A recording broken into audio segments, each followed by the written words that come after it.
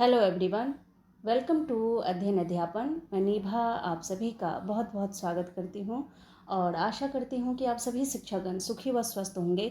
तो जिन शिक्षकों ने सक्षमता द्वितीय का एग्ज़ाम दिया है उनके लिए एक बहुत ही बड़ी अपडेट यहाँ पर देखने को मिल रहा है। यहाँ पर जो अपडेट निकल कर आ रहा है वो ये कि सक्षमता 2.0 का जो पेपर है वो लीक हुआ है, धांधली हुई है और किस प्रकार से क्या कुछ यहाँ पर सामने आया है अपडेट वो मैं बताने वाली हूँ। तो ये एग्ज़ाम आपको पता है 23 अगस्त से चल रहा है और आज 26 अगस्त इस एग्ज़ाम का अंतिम दिन था।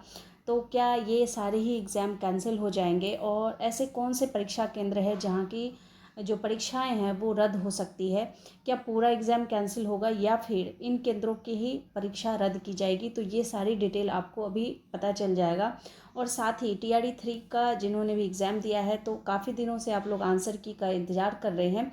फाइनली आप लोगों का इंतज़ार ख़त्म होता है और आंसर की जो है वो कल जारी कर दिया जाएगा। ये भी अपडेट आप लोगों को मैं बता देती हूँ। तो चलिए समझते हैं क्या अपडेट है।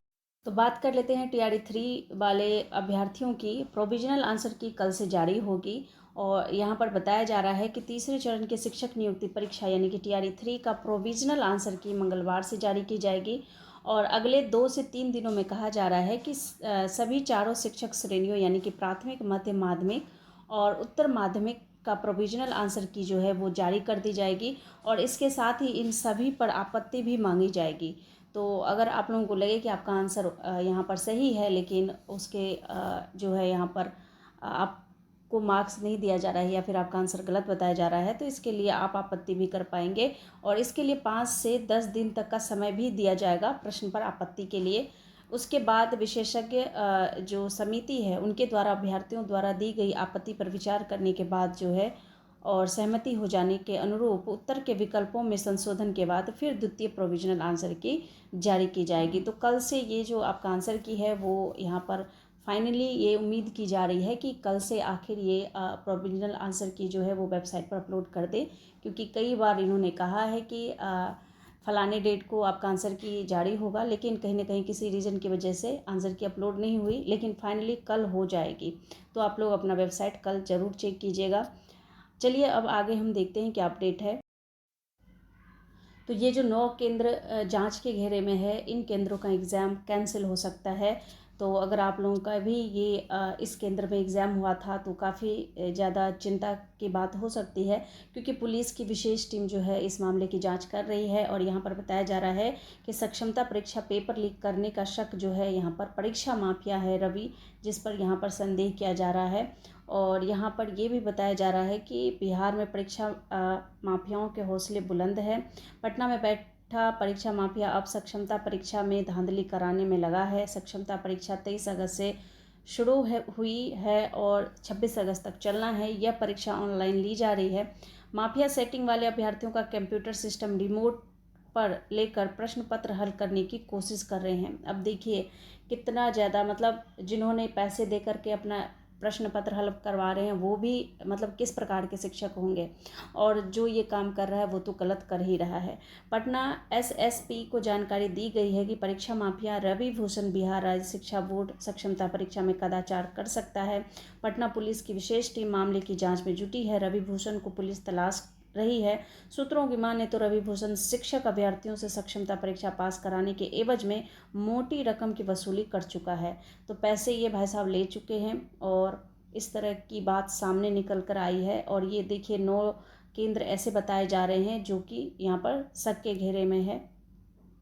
तो ये कौन कौन से केंद्र हैं वो देखिए। परीक्षा माफियाओं के संबंध में पटना IG, पटना के जिलाधिकारी और पटना SSP को जानकारी दी गई है। सूचना के अनुसार पटना के 9 ऑनलाइन परीक्षा केंद्रों पर कदाचार की संभावना है और ऑनलाइन परीक्षा केंद्र वायर इन्फॉर्मेटिक, यूनिकॉम सॉफ्ट और यूनिवर्सल MKS विजडम, बाबा भोलेनाथ एग्ज़ाम डेस्क और एडुका वन है। तो अगर आप लोगों का भी एग्ज़ाम इन सेंटरों पर हुआ है तो यहाँ का एग्ज़ाम यहाँ पर ज़्यादा चांसेस है कि रद्द हो सकता है और दोबारा से इनका एग्ज़ाम लिया जाए। हालांकि सूत्रों ने बताया है कि एडुका वन और एग्ज़ाम डेस्क में सक्षमता परीक्षा आयोजित नहीं की गई है। तो इन सेंटरों में ऐसा कुछ होता है, लेकिन यहाँ पर बताया जा रहा है कि जो ये 2 एग्ज़ाम सेंटर हैं एडुका वन और एग्ज़ाम डेस्क, यहाँ पर सक्षमता परीक्षा आयोजित नहीं की गई है। ऑनलाइन परीक्षा में रवि भूषण बिहार का सबसे बड़ा परीक्षा माफिया है, तो ऐसा कुछ यहाँ पर बताया जा रहा है। अब तक उसके खिलाफ कोई कार्रवाई नहीं हुई है। हालांकि एक ऑनलाइन परीक्षा केंद्र के मालिक से मारपीट के मामले में उसका मामला पुनपुन थाने में पहुंचा था। रवि भूषण पूर्व में हुई कई ऑनलाइन परीक्षाओं में धांधली कर चुका है। अमित की मदद से रवि भूषण बड़े पैमाने पर धांधली किया है और करोड़ों की संपत्ति अर्जित की है। पटना में रवि यहाँ पर बताया जा रहा है कि रवि 5 ऑनलाइन परीक्षा केंद्र का संचालन भी करता है। यह परीक्षा केंद्र रवि के रिश्तेदारों और दोस्तों के नाम पर है। सूत्रों ने बताया कि रवि का ऑनलाइन परीक्षा केंद्र रांची, भुवनेश्वर, दरभंगा, जमशेदपुर, मुंबई और दिल्ली में भी है, तो इसलिए इनको ये इस तरह का काम करते हैं। ऑनलाइन परीक्षाओं पर नहीं होती कोई कार्रवाई। ऑनलाइन परीक्षा माफियाओं पर पटना के विभिन्न थानों में कई केस दर्ज है, लेकिन अब तक कोई ठोस कार्रवाई नहीं हुई है। इस कारण माफियाओं के हौसले बुलंद है और मार्च 23 में Bihar state food and civil supply corporation limited Bihar SFC की ऑनलाइन परीक्षा में धांधली के दौरान 3 आरोपितों को पकड़ा गया था, जिसमें एक यहाँ पर बताया जा रहा है कि AMRIT सॉल्यूशन नाम की परीक्षा केंद्र के मालिक, इन्विजिलेटर और अभ्यर्थियों को यहाँ पर अभ्यर्थी को गिरफ्तार किया गया था। तीनों को जमानत मिल गई। बाद में यह मामला EOU में गया, लेकिन अब तक कोई ठोस कार्रवाई नहीं हो पाई है। अगस्त 23 में अमीन बहाली की ऑनलाइन परीक्षा ली गई। अभ्यर्थियों का कंप्यूटर रिमोट पर लेकर परीक्षा माफिया ने प्रश्न पत्र हल किया और उसका स्क्रीनशॉट वायरल हो गया। एयरपोर्ट थाने में केस दर्ज किया गया। तो देखिए, इस तरह से जो बातें निकल कर सामने आ रही है, तो ज़रूर कुछ न कुछ यहाँ पर एग्ज़ाम में धांधली हुई है, पेपर लीक हुआ है, तभी ये बात निकल कर आई है सामने।